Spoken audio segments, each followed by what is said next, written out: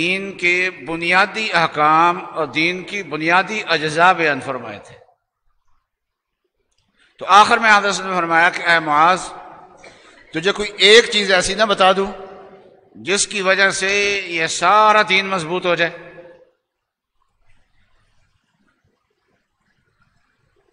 تو حضرت معاذ نے فرمایا بلا یا رسول اللہ، یا رسول اللہ کیوں نہیں، ارشاد فرمائیے۔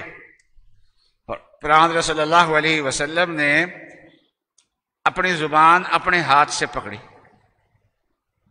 اور پکڑ کے فرمایا کہ کف علیک ھذا، اس زبان کو اپنے اوپر کنٹرول کر لے، اس زبان پہ کنٹرول کر لے، اس کو سنبھال لے، یعنی اس کو گناہوں سے بچا، لغویات سے بچا، فضولیات سے بچا، دین سارا کا سارا مضبوط ہو جائے گا۔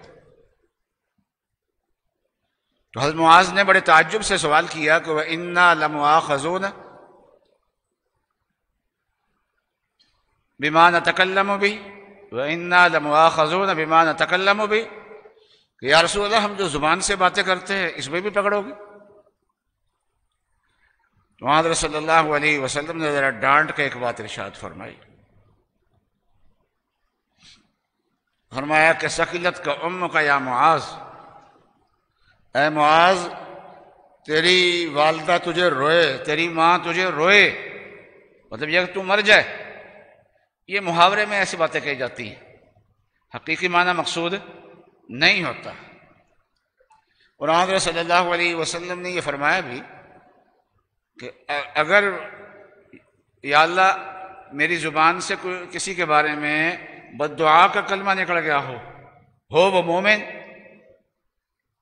تو یا اللہ آپ اس بد دعا کو نہ پورا فرمانا، بلکہ میری اس بد دعا کو بھی اس کے لیے رحمت بنا دینا، رحمت اور صلات بنا دینا۔ رسول اللہ صلی اللہ علیہ وسلم نے فرمایا، تو یہ ڈانٹنے کے لیے ایسا جملہ ہوتا ہے، تو فرمایا کہ تیری والدہ تجھے روئے یعنی تو مر جائے، تو رسول اللہ صلی اللہ علیہ وسلم نے فرمایا هل يكب الناس في النار الا حصائد السنتهم هل يكب الناس بمناخرهم الا حصائد السنتهم، فرمایا لوگوں کو بعض لوگوں کو جہنم میں صرف ڈالا نہیں جائے گا بلکہ چہرے کے بل گھسیٹ کر ڈالا جائے گا، ٹانگیں اوپر سر نیچے، اس طریقے سے اس کو گھسیٹ کے دوزخ میں ڈالا جائے گا، اور وہ لوگ ہوں گے جو زبان کی احتیاط نہیں کرتے۔ زبان سے نیکیاں بھی بڑی ہو سکتی ہیں، ان میں سے اس وقت دو نیکیوں کا تذکرہ کرنا مقصود ہے۔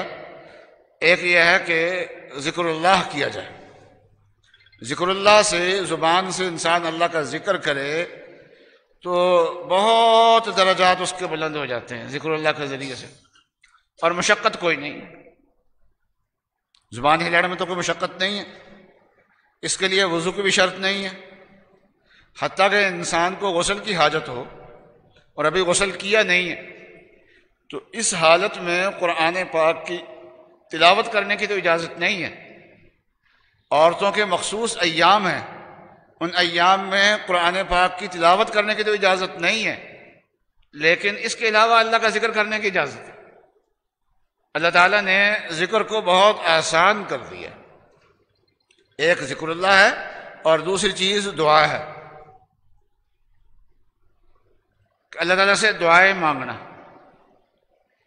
یہ دعا جو ہے بہت اونچی چیز ہے، عبادت بھی ہے اور ہماری زندگی کی اہم ترین ضرورت بھی ہے۔ رسول اللہ صلی اللہ علیہ وسلم کے ارشاد ہے کہ الدعاء مخ العبادہ، دعا جو ہے وہ عبادت کا مغز ہے۔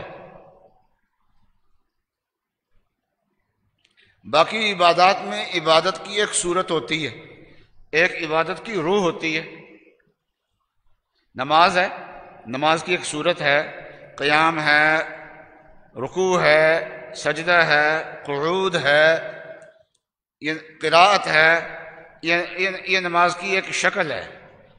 اور نماز کی روح کیا ہے؟ وہ نماز کا خشوع، قد افلح المؤمنون الذین هم فی صلاتهم خاشعون، اللہ کی طرف توجہ۔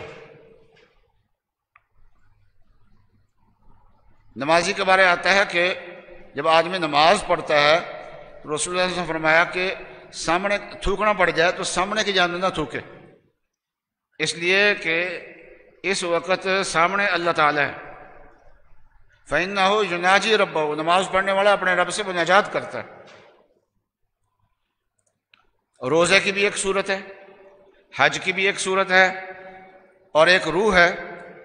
دعا جو ہے اس کی کوئی خاص صورت نہیں ہے، بس روح ہی روح ہے ساری کی ساری۔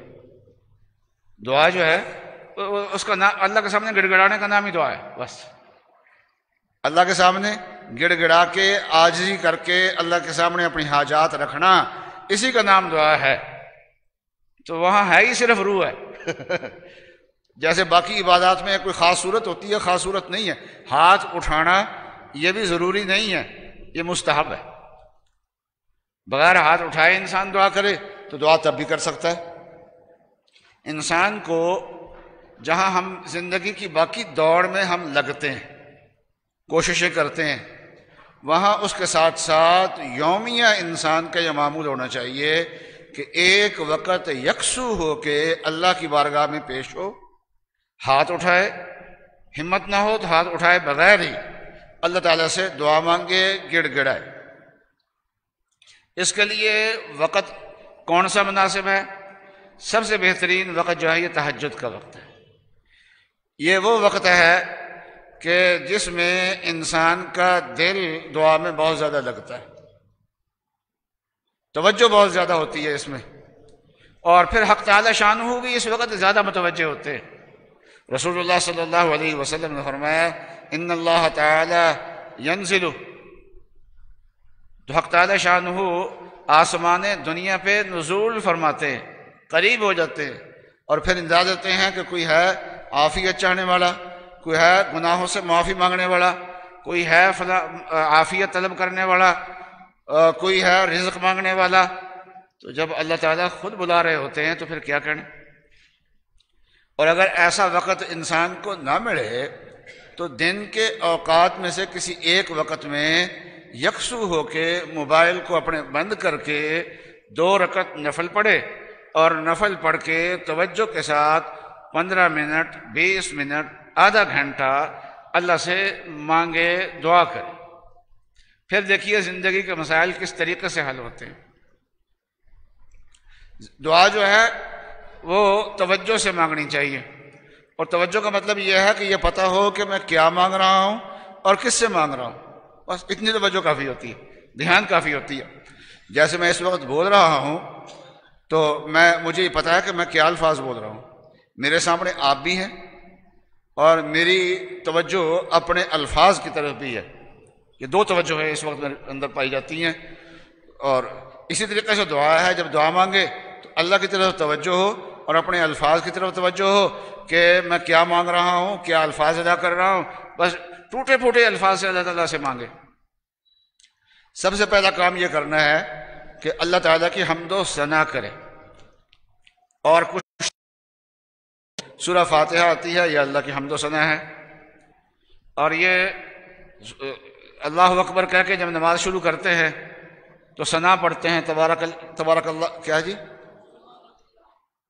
سبحانک اللہم و بحمدک و تبارک اسمک و تعالی جدک و لا الہ غیرک، یہ اللہ تعالیٰ کی ثنائی ہے ساری کی ساری۔ پھر قل هو اللہ ہے، یہ اللہ تعالیٰ کی تعریف ہی ہے، اور علماء جو ہیں وہ اور اللہ کے حمد کے کلمات جو آتے ہوں وہ اس وقت کہے، اور نہ ہو تو یہ 4 کلمات تو اللہ تعالیٰ کو بہت پسند ہے نا، سبحان اللہ والحمد للہ ولا الہ الا اللہ واللہ اکبر۔ اور ایک آیت میں آتا ہے فَلِلَّهِ الْأَسْمَاءُ الْحُسْنَى فَادْعُوهُ بِهَا، کہ اللہ تعالیٰ کے بہت سونے سونے نام ہیں، پیارے پیارے نام ہیں، تم ان ناموں سے اللہ تعالیٰ کو پکارا کرو۔ تو اللہ تعالیٰ کا نام لیں، یا اللہ کہیں، یا رحمان کہیں، یا رحیم کہیں، کیونکہ یہ 3 نام جو ہیں یہ اللہ تعالیٰ نے بسم اللہ کے اندر رکھے ہیں، بہت اونچے نام۔ یا حی یا قیوم کہیں، یا ذل جلال والاکرام کہیں۔ تو اللہ تعالیٰ کے جو اچھے اچھے نام آتے ہیں ان ناموں کو کے ساتھ اللہ تعالیٰ کو پکارو۔ اللہ کی حمد و ثنا کرنے کے بعد پھر درود شریف پڑھے، اور درود شریف پڑھنے کے بعد پھر سب سے پہلا کام یہ ہے کہ اللہ تعالیٰ سے اپنے گناہوں کی معافی مانگے۔ توبہ میں اصل تو یہی ہوتا ہے کہ اس وقت ارادہ کرے کہ میں گناہ چھوڑ دوں گا، اب نہیں کروں گا دوبارہ۔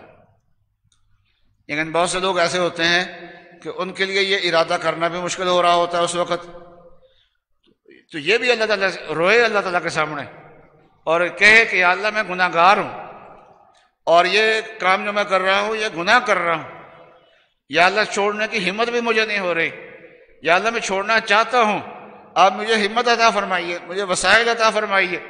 اللہ کے سامنے روئے، اور اس کے بعد پھر اللہ کے سامنے اپنی حاجات کو رکھے۔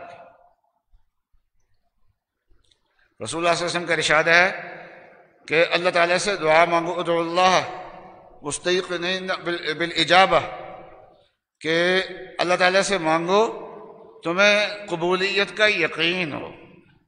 قبولیت کا یہ معنی نہیں ہوتا کہ جو مانگا ہے وہ پورا ہو جائے، اللہ تعالیٰ جو کچھ دیتے ہیں اپنی حکمت سے دیتے ہیں۔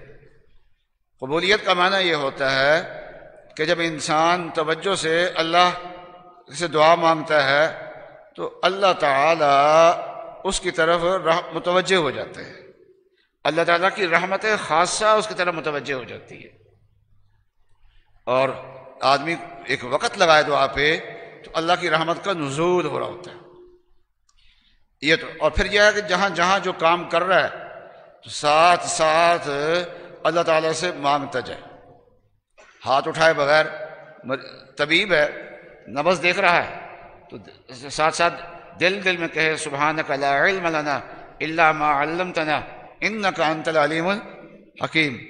یا اللہ آپ اس کی بیماری کو بھی جانتے ہیں، اور جس دوا سے اس کو شفا ملنی ہے وہ بھی جانتے ہیں، یا اللہ وہ میرے اوپر القاء فرما دیجئے، میرے دل میں ڈال دیجئے۔ یا ہم ڈاکٹر کے پاس جا رہے ہیں تو یا اللہ ہم ڈاکٹر کے پاس تو جا رہے ہیں تو شافی تو آپ ہیں، اس لیے آپ نے جس دوا سے شفا دینی ہے وہ میرے ڈاکٹر کے ذہن میں آپ ڈال دیں۔ اس طریقے سے دکان پہ بیٹھے، یا اللہ رزق کمانے کے لیے آئے ہیں، آپ کے سہارے پہ آئے، گاہک بھیجنا آپ کا کام ہے، یہ وسیلہ اختیار کرنا میرا کام تھا، گاہک بھیجنا جو ہے وہ آپ کا کام ہے۔ یا اللہ میرے دکان میں، میرے کاروبار میں برکت عطا فرمائیے۔ صبح سے لے کے شام تک ہاتھ اٹھائے بغیر دل میں اللہ تعالیٰ سے مانگتا رہے۔ رسول اللہ صلی اللہ علیہ وسلم سے پوچھا گیا کہ دعا کی قبولیت کا زیادہ قبولیت جس میں ہو وہ کون سا وقت ہے؟ تو حضرت صلی اللہ علیہ وسلم نے 2 اوقات بیان فرمائے کہ دبر الصلوات المکتوبات، فرض نمازوں کے بعد، اور رات کے آخری حصے میں۔ رات کے آخری حصے میں دعائیں زیادہ قبول ہوتی ہیں، فرض نمازوں کے بعد زیادہ دعائیں قبول ہوتی ہیں۔ تو رات کے آخری حصے میں تو لمبی دعائیں مانگے، لیکن فرض نمازوں کے بعد لمبی دعائیں نہیں مانگنی چاہیے۔ سنتوں میں زیادہ تاخیر نہیں کرنی چاہیے، مختصر دعا مانگے، لیکن اس وقت جس چیز کا فکر لگا ہوا ہے، جو کام درپیش ہے، مختصر طور پہ اللہ تعالیٰ سے وہ مانگے۔ تو اس طریقے سے دعا کو اپنی زندگی کا حصہ بنائیں، تو پھر دیکھیں کہ زندگی کے اندر کیسے انقلاب آتا ہے اور کیسے زندگی کے اندر برکت آتی ہے۔ اور یہ سمجھنا کہ ہم تو لائق ہی نہیں دعا کے، نہ یہ سمجھنا ٹھیک نہیں ہے۔ اللہ تعالیٰ ہر ایک کی سنتے ہیں۔ اللہ تعالیٰ نے شیطان کی سن لی تھی، اور اس نے دعا بھی وہ مانگی ہے جو کبھی کسی نے نہیں مانگی کہ قیامت تک کی زندگی دے دے۔ تو اللہ تعالیٰ نے تو اس کی وہ دعا بھی سن لی، اور مانگی کس وقت ہے؟ ایک تو ویسے ہی ابلیس شیطان، دوسرا جس وقت اللہ تعالیٰ اس کو اپنی بارگاہ سے مردود فرما رہے تھے، اخرج فإنک رجیم، نکل تو دھتکارا ہوا ہے، اس وقت مانگ رہا ہے کہ انظرنی الی یوم یبعثون، کہ یا اللہ قیامت تک کے لیے مجھے مہلت دے دیجئے، مجھے زندگی عطا فرمائیے۔ اللہ تعالیٰ نے اس کی دعا کو قبول بھی فرمایا۔ تو ہم کیا ہیں؟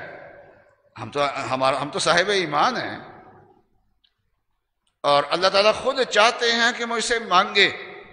ہم کہیں گے جی ہم مانگنے کے لائق ہی نہیں ہیں، اللہ کہتے ہیں تم لائق ہو، ہم کہیں ہم لائق نہیں ہیں. یہ تو اللہ تعالیٰ کا مقابلہ ہوا نا. اس لیے کتنا بھی انسان گناہ گار ہو لیکن دعا کے بارے میں یہ کبھی نہ کہے کہ میں اس کے لائق نہیں ہوں.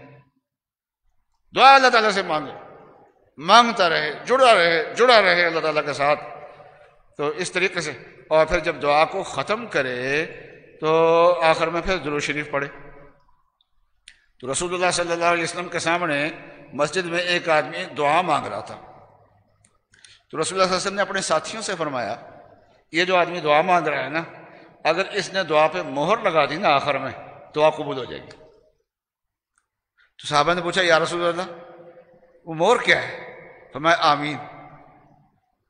تو کسی نے پوچھا یا رسول اللہ اس کو بتا دوں؟ پھر فرمایا بتا دو. اس نے کسی صحابی نے جا کے پھر ان کو بتایا کہ رسول اللہ صلی اللہ علیہ وسلم فرما رہے ہیں کہ دعا کے آخر میں اگر مہر لگا دی نا، یعنی آمین کہہ دیا، دعا قبول ہو جائے گی اس کی. اگر کسی کو عربی آتی ہے تو نفلوں میں کیا وہ سجدوں میں بھی دعا مانگ سکتا ہے، اور اتحیات میں درود شریف کے بعد بھی دعا مانگ سکتا ہے. اپنی حاجات نماز کے اندر مانگے تو اگر وہ دعا ایسی ہے جو بندوں سے نہیں مانگی جا سکتی تو وہ نماز میں مانگنی جائز ہے. ایسی چیز اللہ تعالیٰ سے مانگی جائے، دعا مانگی جائے. تو بہرحال سجدوں میں جا کے، اتحیات میں، نماز کے اندر، نماز سے باہر اللہ تعالیٰ سے گڑ گڑا کے دعائیں مانگنی چاہیے. اس کو اپنی زندگی کا حصہ بنا. آج طے کر لیں کہ ہم نے اپنی زندگی کا ایک معمول بنانا ہے. ہر روز ایک لمبا وقت جو ہے 15-20 منٹ، آدھا گھنٹہ، وہ اپنی حاجات اللہ کی بارگاہ میں گڑ گڑا کے پیش کریں گے، الہا کے ساتھ پیش کریں گے. اور جب کوئی دعا کی درخواست کرے تو یہ نہ کہو میں دعا کرنے کے لائق نہیں. میرے شیخ فرمایا کرتے تھے کہ جو آدمی ہم سے دعا کی درخواست کرتا ہے وہ ہمارا محسن ہے، اس لیے کہ دعا مانگنے سے اللہ کا قرب ملتا ہے انسان کو. تو جس نے ہم سے کہا کہ میرے لیے دعا کر دو، ہم نے اس کے کہنے سے اس کے لیے دعا کر دی تو ہمیں تو اللہ کا قرب مل گیا، اور وہ درخواست کرنے والا اللہ تعالیٰ کے قرب کا ذریعہ بن گیا ہے، ہمیں اللہ سے ملانے والا وہ بن گیا. اور ایک غائبانہ دعا ہوتی ہے، کوئی آدمی موجود نہیں ہے تو کوئی آدمی غائبانہ کسی کے لیے دعا کرے، اللہ تعالیٰ اس کے لیے اس پہ آمین کہنے کے لیے فرشتہ مقرر کرتے ہیں. اور وہ فرشتہ دو کام کرتا ہے، ایک تو آمین کہتا ہے اور دوسرا کہتا ہے وَلَكَ مِثْلُ، وَلَكَ مِثْلُ، کہ اللہ تعالیٰ تجھے بھی یہ نعمت عطا فرمائے. تو حضرت مولانا عمر پالن پوری رحمۃ اللہ علیہ فرماتے تھے کوئی کام اٹکا ہوا ہو، دعا مانگنی ہے تو اپنے کام کے لیے تو دعا مانگنی چاہیے، لیکن اپنے دوست احباب کے بھی گھر اسی قسم کا کام اٹکا ہوا ہے، بس بچیوں کا رشتہ نہیں ہو رہا، کاروبار نہیں چل رہا، اور کوئی مسائل ہیں، تو ان کے لیے بھی دعا کریں، غائبانہ دعا کریں ان کے لیے. جب ان کے لیے دعا کرے گا تو فرشتہ آمین کہے گا، فرشتے کی آمین ہمیں مل جائے گی، اور فرشتہ آمین کہا جائے تو اللہ کی بارگاہ میں وہ قبول ہی قبول ہے. تو کوئی انسان یہ چاہے کہ میرے لیے فرشتہ دعا کرے، اللہ کے پاک فرشتے دعا کریں، معصوم فرشتے دعا کریں، تو اس کو چاہیے کہ غائبانہ دوسروں کے لیے دعائیں کرے. جب وہ غائبانہ دوسروں کے لیے دعا کرے گا تو اللہ کے معصوم فرشتے اس کے لیے دعا کریں گے. وہ اس پہ وہ لطیفہ یاد آیا کہ افطاری کا وقت تھا، خامد اور بیوی دونوں بیٹھے ہوئے تھے. تو افطاری کے وقت ویسے دعا قبول ہوتی ہے. تو جو خامد تھا مرد، تو اس کا دوست تھا، اس کی ابھی شادی نہیں ہوئی تھی، تو اس وقت یہ بھی ساتھ دعا کر رہا تھا کہ یا اللہ میرے دوست کی شادی جلدی کرا دے. اس کی بیوی نے ڈوئی اٹھا کے دے ماری اس کی کمر پہ. اس نے کہا یہ کیوں مارا؟ اس نے کہا یہ کیا دعا کر رہا ہے؟ اس نے کہا میں اپنے لیے نہیں کر رہا، میں دوست کے لیے کر رہا ہوں. وہ کہا تجھے پتہ نہیں فرشتے ساتھ یہ بھی کہتے ہیں وَلَكَ مِثْلُ، کہ یہ دعا تیرے حق میں بھی قبول ہو جائے. تو یہ ایسے وقت میں دوست کے لیے دعا کر رہا ہے، فرشتے تیرے لیے دعا کر رہا ہے، تو کیا تو اور شادی کرانا چاہتا ہے؟ تو بہرحال یہ تو ایک لطیفہ تھا. تو دوسروں کے لیے دعا کرے انسان تو اس طریقے سے دعائیں قبول ہوتی ہے. اللہ تبارک و تعالیٰ مجھے اور آپ کو توفیق عطا فرمائے، اللہ سے مانگنے والا ہمیں بنائے. وآخر دعوانا الحمدللہ رب العالمین.